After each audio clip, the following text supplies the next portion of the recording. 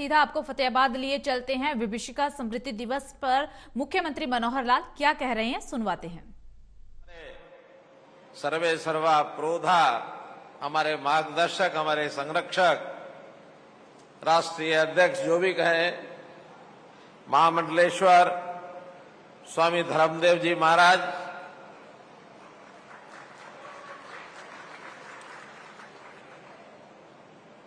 पूजनीय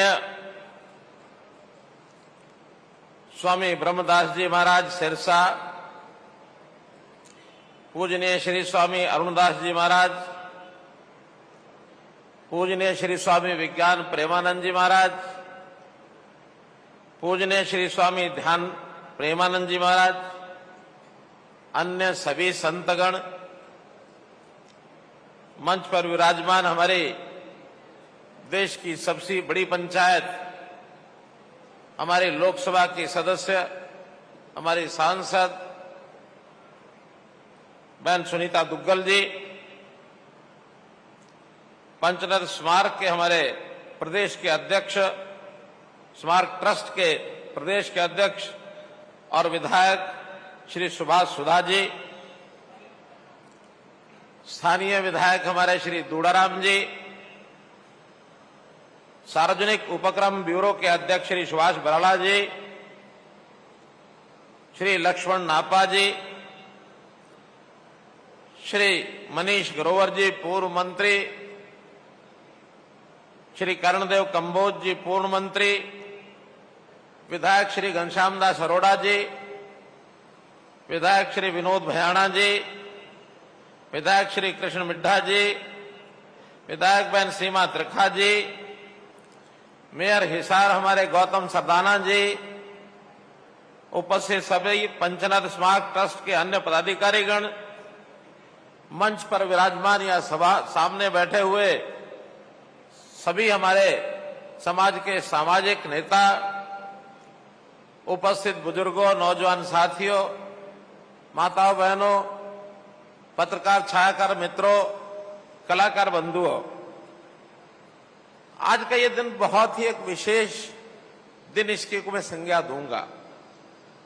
जैसा स्वामी जी ने कहा, 14 अगस्त देश के प्रधानमंत्री जी ने 15 अगस्त 2021 के दिन लाल किला के प्राचीर से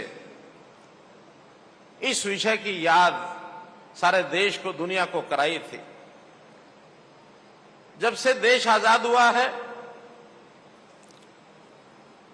उस समय से लेकर के और अभी तक की सरकारें 1921 से पहले तक इस समय केवल जश्न तो मनाते थे। 15 अगस्त का दिन जश्न का दिन है भी सही। आजादी हमको मिली है, गुलामी को दूर करके आजादी प्राप्त करने के लिए बहुत ही बड़ी संख्या में, हजारों लाखों लोगों ने एक सपना लिया था। बहुत लोगों ने कुर्बानियां दी, शहीद हुए, जिसके कारण से आजादी की आज खुली हवा में हम सांस ले रहे हैं। लेकिन भाइयों बहनों, वही एक सत्य कि दूसरा भी एक कटु सत्य है कि आजादी की बहुत बड़ी कीमत चुकानी पड़ी थी। अब वो कीमत शहीदों की शहादत की हो तो सब उसको याद करते हैं, आज भी करते हैं, पहले भी करते थे।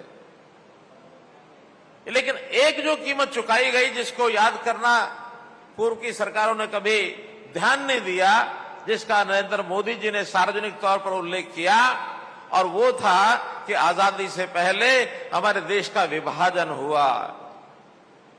अगर और पीड़ादायक तरीके से मैं कहना चाहूं तो भारत मां के शरीर के अंगों को काट दिया गया। 2 अंग काट दिए, एक पूर्वी पाकिस्तान कहलाया, दूसरा पश्चिमी पाकिस्तान कहलाया।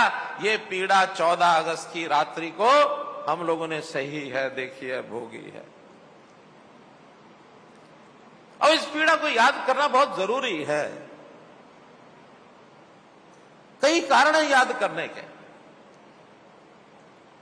एक विषय तो बड़ा यह है कि वो विभाजन भूला तो नहीं जा सकता, लेकिन एक संकल्प तो इस कहानी को याद करके हम ये ले सकते हैं कि अब इस देश की आजादी को कोई और खंडित न करे, दोबारा से भविष्य में कभी एक इंच भूमि भी हमारे देश की अलग न हो जाए, ये संकल्प आज के दिन हमको लेना है, ये संकल्प लेना है।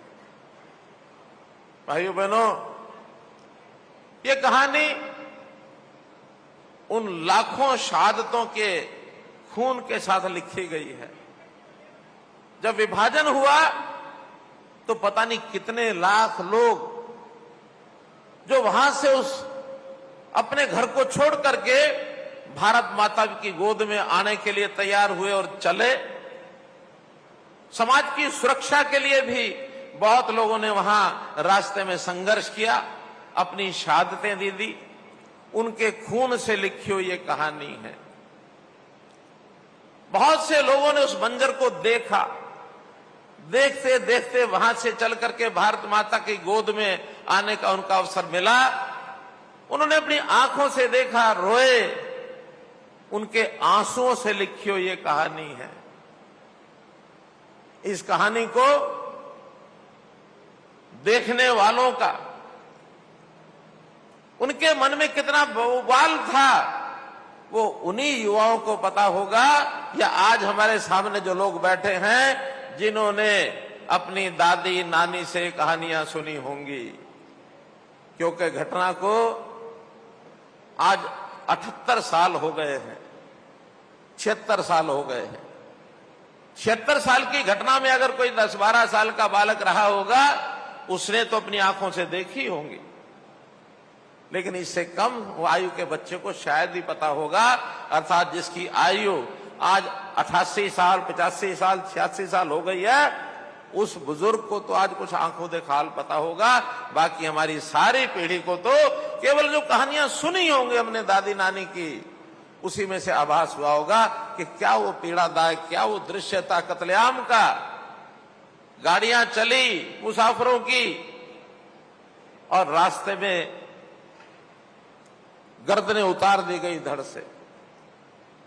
बहु बेटियों की इज्जत लुटने का डर हो गया तो माता पिता ने अपनी जवान बेटियों की गर्दन अपने हाथ से उतार दी इज्जत बचाने के लिए।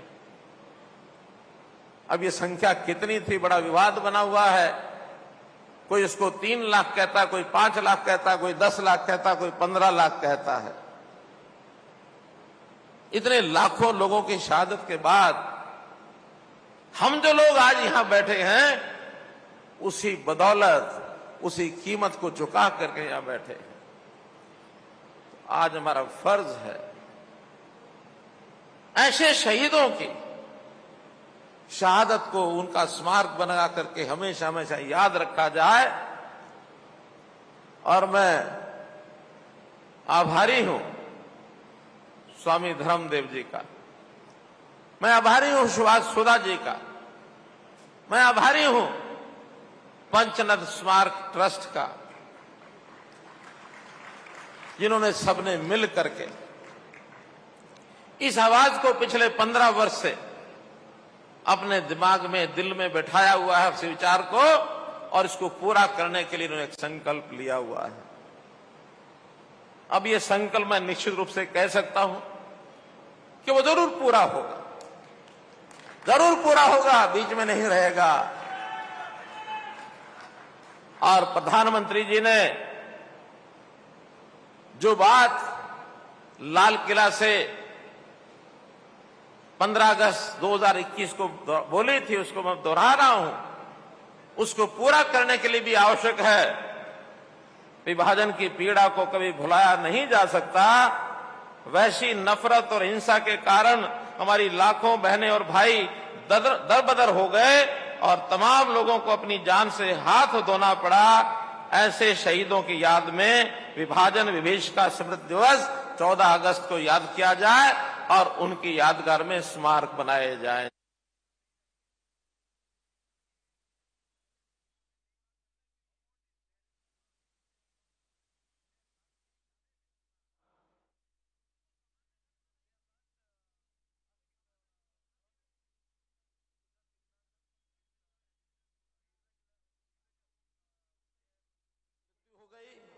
परिवार के लोग कुछ साल याद रखते हैं, लेकिन उस पीड़ा को कुछ ना समय बाद भूलना पड़ता है।